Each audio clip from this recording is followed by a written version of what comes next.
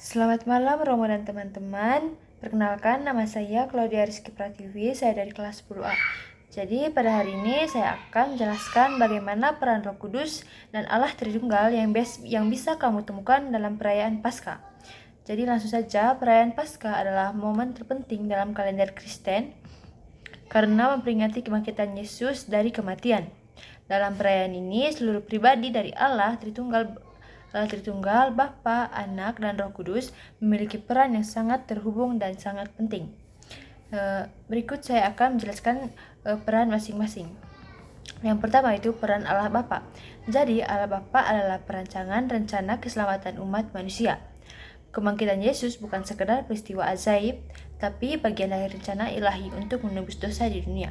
Dalam banyak bagian Alkitab, misalnya Kisah Para Rasul, bab 2 ayat 24, dikatakan bahwa Allah Bapa membangkitkan Yesus dari kematian. Ini menunjukkan kuasa otoritas Bapa atas kehidupan dan kematian. Kemudian pada saat penyaliban,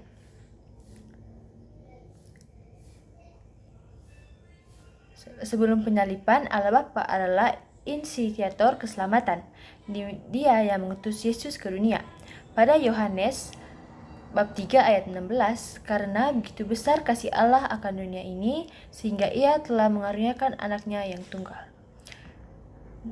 Yang berikut menetapkan rencana penebusan sejak semula. Pada Efesus bab 1 ayat 4-5, sebab di dalam Dia Allah telah memilih kita sebelum dunia dijadikan, menentukan kita dari semula oleh Yesus Kristus untuk menjadikan anak-anaknya.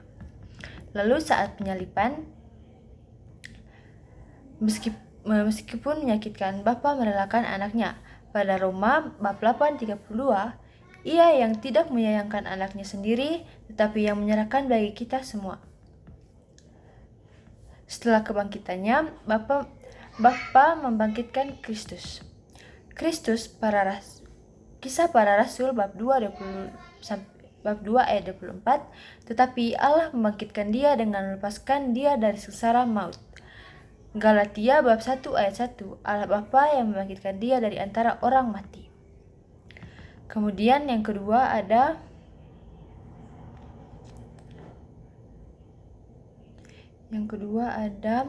peran anak Allah atau Yesus Kristus.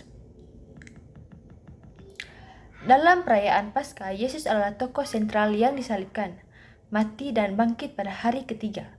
Ia menanggung dosa manusia dan mengalahkan maut. Kebangkitannya menjadi bukti nyata bahwa Ia adalah anak Allah dan memberi harapan akan hidup kekal bagi umat percaya. Paskah juga menegaskan bahwa Yesus adalah Mesias yang dijanjikan dalam Perjanjian Lama.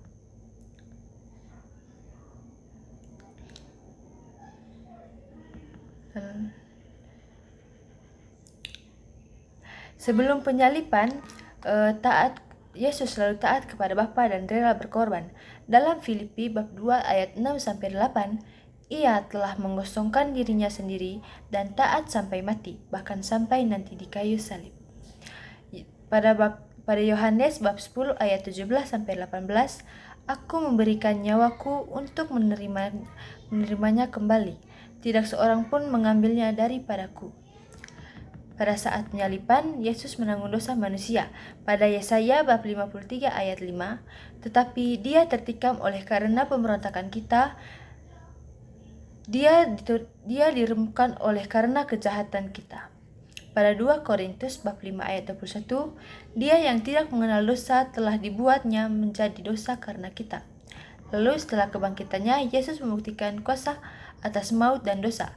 Pada 1 Korintus bab 15 ayat 20-22, tetapi yang benar ialah bahwa Kristus telah dibangkitkan dari antara orang mati. Kemudian pada Wahyu bab 1 ayat 18, Aku adalah yang hidup. Aku telah mati, namun lihatlah, aku hidup sampai selama-lamanya, dan aku memegang segala kunci maut dan kerajaan maut. Lalu yang ketiga,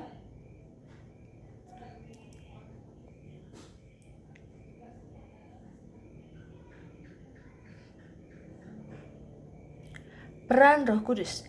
Jadi Roh Kudus bekerja dalam hati para murid dan orang percaya untuk memahami makna kebangkitan. Ia membuka mata rohani agar bisa melihat bahwa Yesus adalah Tuhan yang bangkit. Dalam Roma bab 8 ayat 11 dikatakan bahwa Roh Allah atau Roh Kudus yang membangkitkan Yesus dari antara orang mati juga akan memberikan hidup kepada tubuh kita. Setelah kebangkitan dan sebelum kenaikan Yesus, Roh Kudus mulai mempersiapkan murid-murid untuk misi mereka. Pada hari Pentakosta, Roh Kudus dicurahkan secara penuh sebagai kelanjutan dari karya Paskah.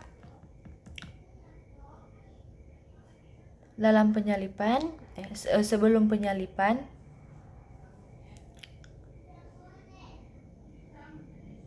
Roh Kudus hadir dalam pelayanan Yesus. Pada Lukas bab 4 ayat 1, Yesus yang penuh dengan Roh Kudus kembali dari sungai Yordan. Pada Lukas bab 4 ayat 18, Roh Tuhan ada padaku, oleh sebab Ia telah mengurapi aku. Saat penyalipan, Roh Kudus tetap menyertai Yesus dalam ketaatan dan penderitaan. Pada Ibrani bab 9 ayat 14, Kristus yang oleh Roh yang kekal telah mempersembahkan dirinya sendiri kepada Allah sebagai persembahan yang tak bercacat. Setelah kebangkitannya, Roh Kudus membangkitkan Yesus pada Roma bab 8 ayat 11, dan jika roh Dia yang telah membangkitkan Yesus dari antara orang mati diam di dalam kamu.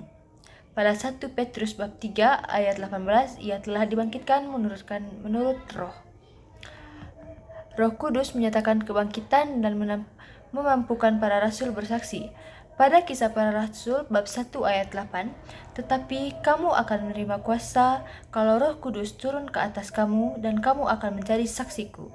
Pada Yohanes bab 14 ayat 26, penghibur yaitu Roh Kudus akan mengajarkan segala sesuatu padamu. Dan yang terakhir, kesimpulan.